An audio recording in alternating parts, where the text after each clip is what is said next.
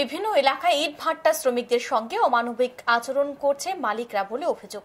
এসবের সুরাহাতে এবার শ্রম ভবনে স্মারকলিপি জমা দিল ত্রিপুরা ইট ভাট্টা শ্রমিক ইউনিয়ন। বৃহস্পতিবার সংগঠনের তরফে এক প্রতিনিধি দল দেখা করেন অতিরিক্ত শ্রম কমিশনারের সঙ্গে। প্রতিনিধি দলে ছিলেন শ্রমিক নেতা তাপস দাস, প্রদীপ দে, তপন ভট্টাচার্য সহ অন্যান্যরা। তাদের দাবির মধ্যে রয়েছে বক্সনগর পুতিয়া SHB ইট ভাট্টা শ্রমিকদের শ্রমের ন্যায্য মজুরি দেওয়া এবং শ্রমিকদের আক্রমণের ঘটনায় অভিযুক্তদের বিরুদ্ধে ব্যবস্থা নেওয়া।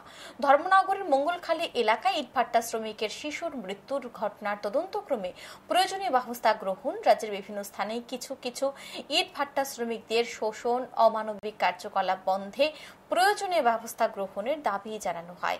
5 দফা দাবি সনদ এদিন পেশ করা হয়। দেখে নেব বিস্তারিত। এখন সময় বিরতি, সঙ্গে থাকুন।